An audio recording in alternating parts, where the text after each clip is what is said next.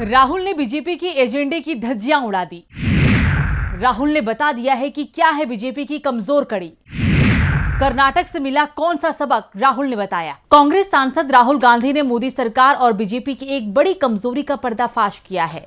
राहुल गांधी ने बताया है कि कर्नाटक चुनाव से उन्होंने सबक सीखा है कि बीजेपी को कैसे पटखनी दी जा सकती है।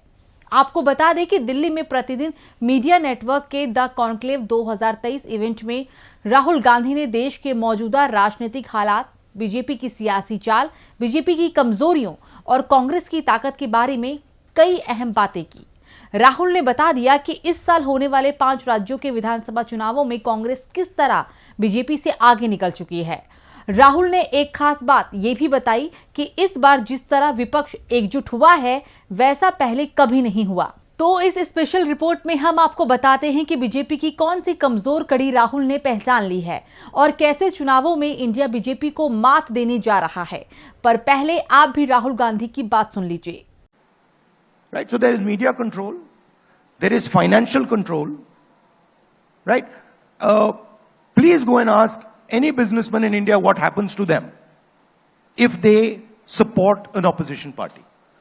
If they were to write a check for any opposition party, ask them what happens to them, right? So we are facing a financial attack, we are facing a media attack, and we're doing pretty well. We've banded together. I have not seen the opposition working like this before. इस video में साफ तौर पर राहुल को ये कहते हुए सुना जा सकता है कि हम मीडिया अटैक और फाइनेंशियल अटैक का सामना कर रहे हैं।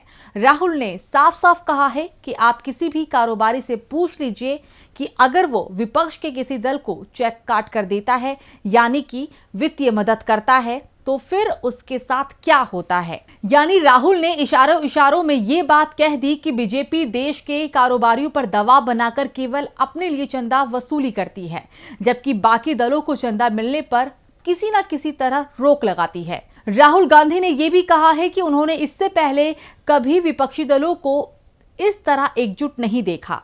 राहुल ने माना है कि विपक्षी दलों में थोड़े मतभेद हैं, लेकिन इन मतभेदों के कारण इंडिया गठबंधन में कोई दरार नहीं है, बल्कि सभी दल मिलकर बैठकर चर्चा करते हैं और किसी समझौते पर पहुंचते हैं, क्योंकि सभी ने इस बात को समझ लिया है कि वो कोई राजनीतिक लड़ाई नहीं लड़ रहे, बल्कि भारत के विचार को बचाने की लड़ाई लड़ रहे हैं। राहुल गांधी ने यह भी कहा है कि वो लोगों के बीच पहुंचने और उनसे संवाद करने के लिए वही तरीका अपना रहे हैं जो गांधी जी ने अपनाया था, और वो तरीका था लोगों के बीच जाकर उनसे सीधे बात करना। देश के मेन स्ट्रीम मीडिया के बारे में राहुल ने कहा कि वहां उनकी बातों को ठीक से जगह नहीं मिल रही है।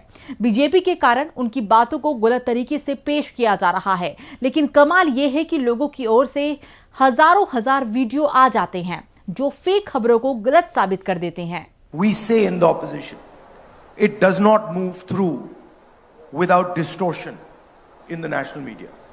And so for me, the big learning was old style communication, going and meeting people, which frankly Gandhi ji pioneered in India in the modern era.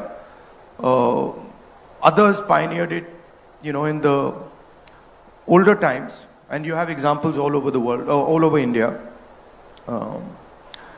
That still works.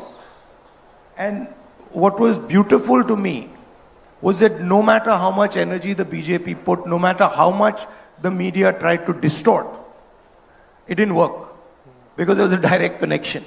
And for every story that the BJP media was trying to put in, there were thousands and thousands of videos coming from people which were contradicting that story. वहीं जब राहुल से आगामी चुनावों के बारे में पूछा गया कि क्या वहां कांग्रेस हार सकती है या शायद जीत सकती है, इस पर राहुल का सीधा जवाब था, हारने का तो सवाल ही नहीं है। No question. There's no way we're not going to win any of them. Okay. I would say right now we are probably winning Telangana. Right. We are certainly winning Madhya Pradesh. We are certainly winning Chhattisgarh. Okay. Rajasthan, we are very close and we think we'll be able to win. Rahul ने साफ कहा है कि अभी हम शायद तेलंगाना में जीत रहे हैं, हम निश्चित रूप से मध्य प्रदेश, छत्तीसगढ़ में जीत रहे हैं, हम राजस्थान में भी बहुत करीब हैं, हमें लगता है कि हम जीतने में सक्षम होंगे। बीजेपी को हराने का बड़ा दावा राहुल ने कर दिया है, लेकिन इसके साथ ही ये भी बता दिया है कि बीजेपी को हराने का ये मंत्र उन्हें कहां से मिला। राहुल गांधी ने कहा कि हमने कर्नाटक में एक बहुत महत्वपूर्ण सबक सीखा और सबक ये था कि बीजेपी ध्यान भटकाकर और हमें अपनी कहानी बनाने की अनुमति नहीं देकर चुनाव जीतती है और इसलिए हमने कर्नाटक में क्या किया, हमने चुनाव इस तरह से लड़ा कि बीजेपी अपनी कहानी को परिभाषित ही नहीं कर सकी। राहुल ने बीजेपी पर नैरेटिव गढ़ने के साथ साथ मुद्दों से ध्यान भटकाने का भी आरोप लगाया।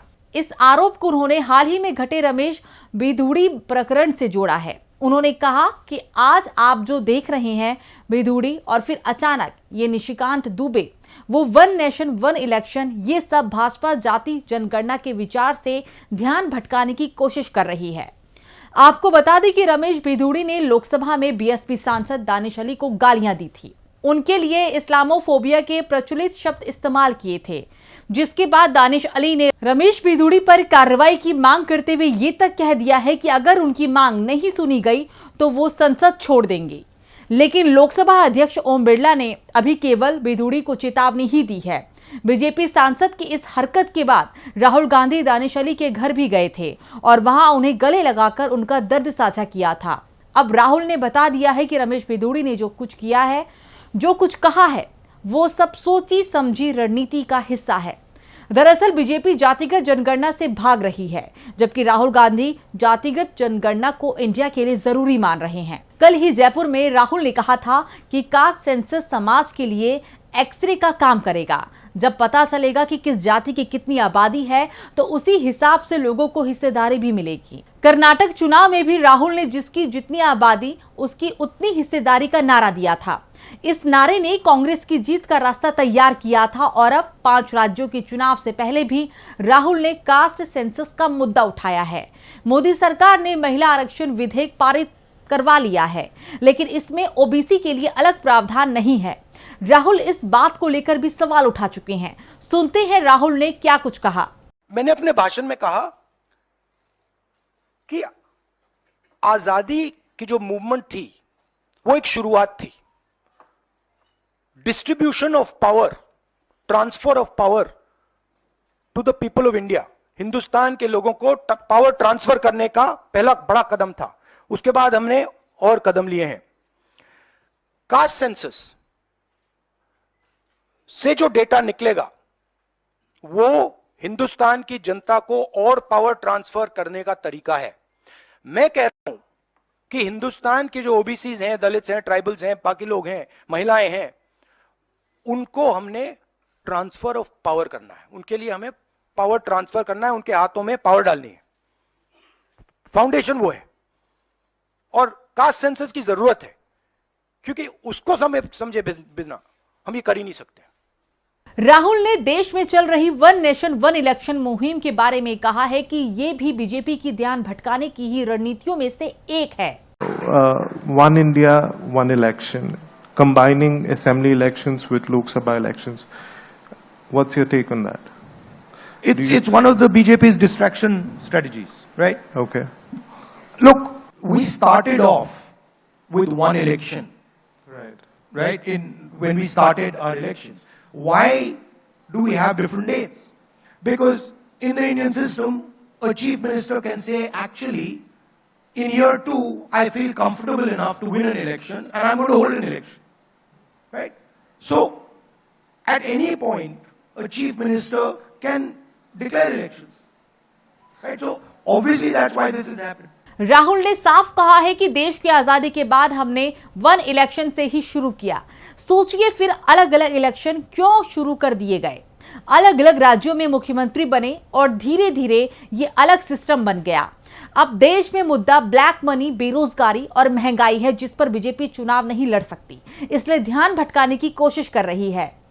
तो कुल मिलाकर जिन भी मुद्दों को खड़ा कर चुनावी लाभ लेने की कोशिश बीजेपी कर रही है, चाहे वो वन नेशन वन इलेक्शन हो या फिर महिला आरक्षण या हिंदुत्व, हर बात पर राहुल गांधी ने बीजेपी की पोल खोल दी है। अब बीजेपी अपना बचाव कैसे करेगी, ये देखना होगा। वीडियो कैसे लगी कमेंट सेक्शन में बताइएगा। चैनल को सब्सक्राइब करेगा, वीडियो को लाइक और शेयर करना मत भूलिएगा। नमस्कार।